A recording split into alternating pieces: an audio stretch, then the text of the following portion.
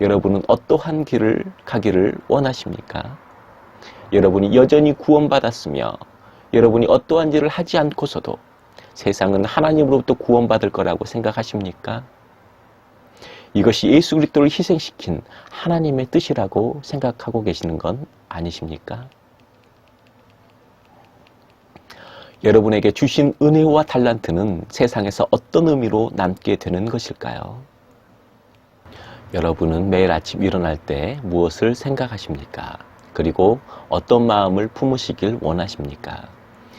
그리스도인이기 때문에 왠지 거룩한 마음을 품고 일어나야 될 것 같으십니까? 그래야 한다면 그 거룩한 마음의 기준은 또 무엇이 되겠습니까? 저는 여러분들에게 이러한 질문을 드림으로써 그동안 여러분들이 품으셨던 마음들을 쉽게 흩어버릴 수 있습니다. 하지만 그 흩어진 마음으로 인하여 여러분들은 원래의 자리에 있어야 할 것을 제 자리에 놓으심으로써 마음을 다시 정돈시키실 수 있을 것입니다.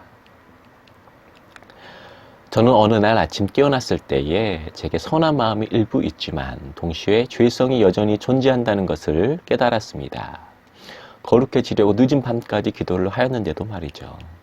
전날 충분한 기도를 하였기 때문에 어느 정도 만족하며 하루를 시작하려고 하였는데 제 안에 순간 인내심이 없다는 것을 발견하였습니다. 제 마음이 온전치 않았다는 것입니다. 어제 저축해 놓은 기도를 오늘 사용하면 될 줄을 알았습니다. 하지만 그게 가능하지 않았습니다. 그래서 결국 저는 다시 주님과 교제를 하고 하루를 시작하게 되었습니다. 우리의 사는 모습 또한 이와 별반 다를 게 없다고 생각되어집니다. 우리가 하루의 기도를 충분히 하지 않고 살아가게 되면 우리의 인간적인 죄성이 세상에 드러나게 될 뿐 아니라 우리 자신도 모르게 물들게 된다는 것입니다.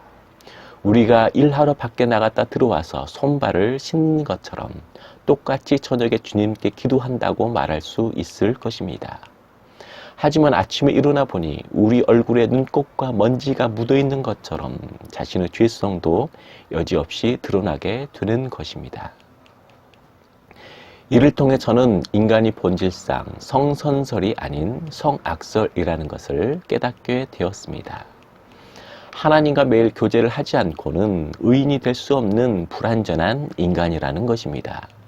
예수 그리스도를 믿고 기도하면 유효기간이 1년이라던가 한 달이라던가 하는 명확한 기한이 있어야 하는데 그 기한이 없고 성경은 우리가 숨 쉬는 것처럼 항상 성령 안에서 기도하기를 요구하고 있습니다. 에베소서 6장 18절에 모든 기도와 간구를 하되 항상 성령 안에서 기도하고 이를 위하여 깨어 구하기를 힘쓰며 여러 성도를 위하여 구하라고 기록되어 있습니다. 성경에서 이렇게 말씀하시는 것은 다 이유가 있기 때문입니다. 모든 사역과 생활 가운데 자신의 힘이 아닌 하나님의 능력이 더욱 나타나게 하기 위해서입니다. 성경의 뜻과 별개로 자신의 익숙한 패턴대로 살아가게 되면 아무런 성령의 열매가 나타나지 않을 뿐 아니라 자신의 자랑과 공로가 뒤섞여 하나님의 영광이 가려지게 되는 것입니다. 물론 도움은 되겠지만 세상의 사람들과 구별할 정도가 되겠습니까?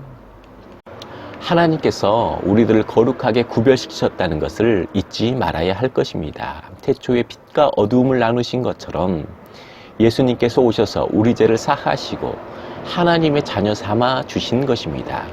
그리고 빛의 자녀로서 사랑을 세상에 나타내라고 하신 것입니다. 이 사랑은 그리스도인이 맺어야 할 성령의 9가지 열매 중 하나로서 8가지 모든 열매의 의미를 포함하고 있는 대표적인 열매입니다. 따라서 하나님을 사랑한다는 사람은 희락과 화평과 오래 참음과 자비와 양성과 충성과 온유와 절제의 열매가 맺어져야 한다는 것입니다. 이것은 자신이 온전한 사랑을 실천하고 있는지 자신의 현 상태는 어떠한지를 미리 알려주는 지표와도 같게 됩니다. 그래서 매일 자신의 신앙을 점검할 때 이 8가지 열매를 봄으로써 자신이 부족한 것을 느끼게 되면 주님을 찾고 교제함으로 주님의 거룩한 신성을 닮아가도록 해야 한다는 것입니다. 예수 그리스도를 영접한 그리스도인은 일상 속에서 살아갈 때에 이러한 사랑의 열매가 늘 갈급함으로 기도를 할 수밖에 없습니다.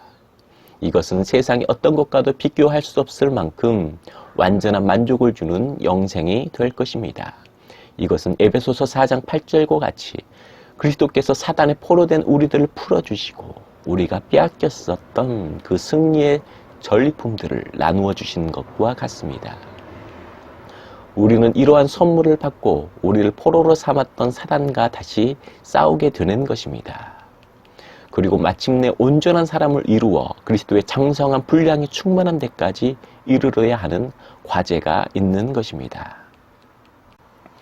따라서 여러분이 매일 하나님의 영광을 드러내시기를 원하신다면 매 순간 성령 안에서 기도하며 악한 영들과 싸워 승리해야 할 것입니다. 하나님의 전신갑주를 입고 복음의 역사가 끊임없이 흘러가기까지 자신을 쳐서 복종시키며 우리의 표대인 예수 그리스도의 십자가를 항상 바라봐야 할 것입니다.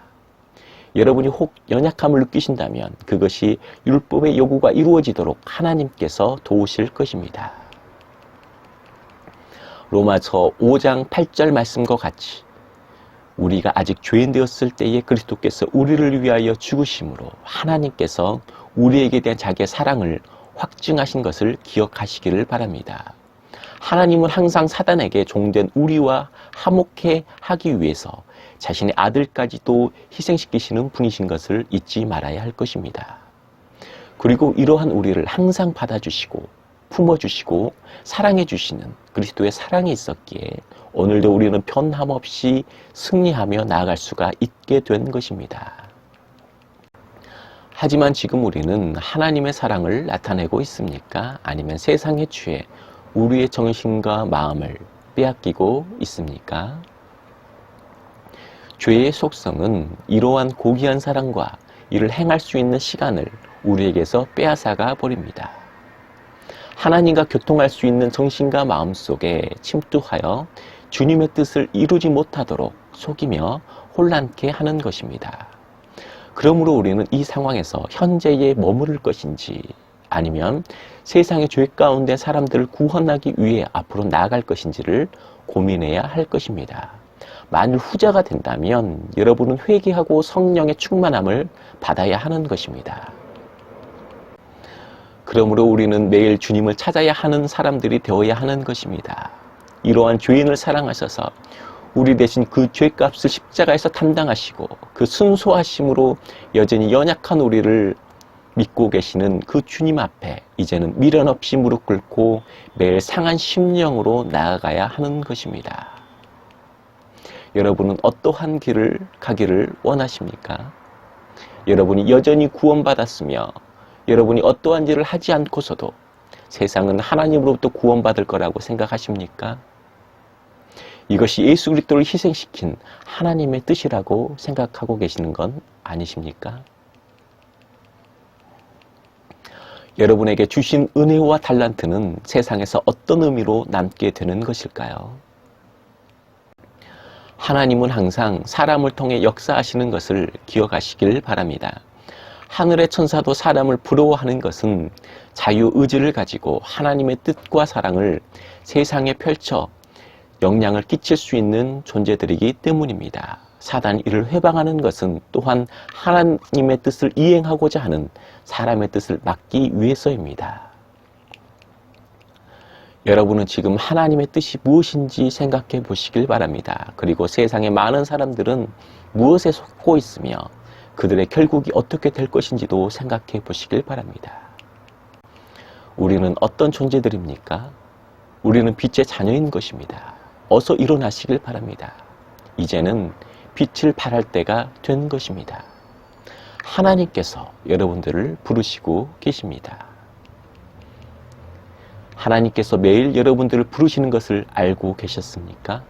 그리고 의인이 아니라 여전히 죄 가운데 있는 죄인의 문을 계속 두드리고 계시는 것 또한 알고 계셨습니까? 그것은 바로 당신이 연약한 죄인이기 때문입니다. 자신을 의인이라 여기지 않고 주님이 아니면 늘 죄인일 수밖에 없다는 것을 아는 당신에게 더욱 그렇습니다. 그렇다면 매일 주님을 찾으시길 바랍니다. 그러면 마침내 주님께서 여러분에게 맡기실 큰 뜻을 깨달으실 수 있을 것입니다. 하나님께서는 매일 주님을 찾는 여러분들을 오늘도 내일도 여전히 기다리고 계실 것입니다. 그리스도의 은혜와 평강이 여러분들 가정 가운데 늘 함께 하시길 주님의 이름으로 간절히 축원드립니다.